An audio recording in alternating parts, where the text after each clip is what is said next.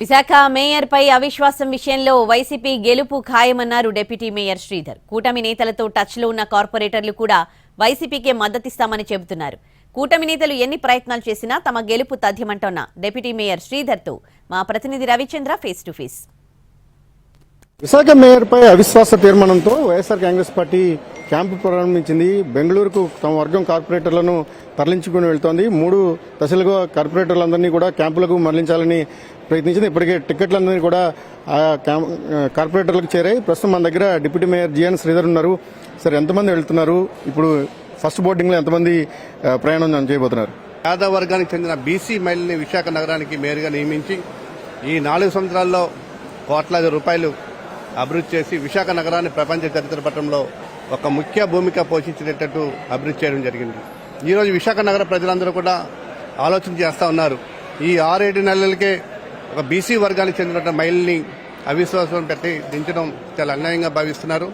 ఏది ఏమైనా పెద్దలు జగన్మోహన్ రెడ్డి గారి ఆదేశాల మేరకు బొత్స గారు, సత్యనారాయణ గారు కానీ, కురసాల కన్నబాబు గారు, అమర్నాథ్ గారు నాయకత్వంలో రేపు పెట్టే బలపరీక్షలో పూర్తి విశ్వాసంతో పూర్తి మెజార్టీతో మేము గెలవబోతున్నాం. అంటే మీ సంఖ్యాబలానికి సంబంధించి వైఎస్ఆర్ కాంగ్రెస్ పార్టీది కేవలం మేకపోతు గాంభీర్యం, మాకు 80 మంది సంఖ్యాబలం ఉంది అని కూటమి చెప్తోంది. మీరేమంటారు? పూర్తి బలం ఇప్పుడు ఎవరైతే వెళ్లారో వాళ్ళు కూడా చాలా బాధపడుతూ ఉన్నారు. మేము అనవసరంగా వచ్చాం. వైఎస్ఆర్ కాంగ్రెస్ పార్టీ ఉచితంగా కార్పొరేట్ టికెట్ ఇచ్చింది. అన్ని విధాలుగా ఆర్థికంగా మరి వర్కుల పరంగా అన్ని విధాలుగా మాకు సపోర్ట్ చేసింది. రేపు బలపరీక్ష పెట్టినప్పుడు మేమందరం కూడా వైఎస్ఆర్ కాంగ్రెస్ పార్టీకి పూర్తి సపోర్ట్ చేస్తామని హామీ ఇస్తున్నారు. ఈరోజు రేపు తిరిగి ఎవరైతే వెళ్లారో వాళ్ళు కూడా మా వైపు రాబోతున్నారు. మేము ఏదైనా బలపరీక్షలో మేము నెగ్గుతామని పూర్తి విశ్వాసంతో ఉన్నాం. అంటే మీ దగ్గర ఆ కాన్ఫిడెన్స్ కనిపిస్తోంది, కానీ సంఖ్యాబలం ఉందా? ఇప్పటికే చాలా మంది మీ క్యాంపులోకి వస్తున్నా కూడా అటు కూటమికి టచ్లో ఉన్నారనే ప్రచారం జరుగుతుంది.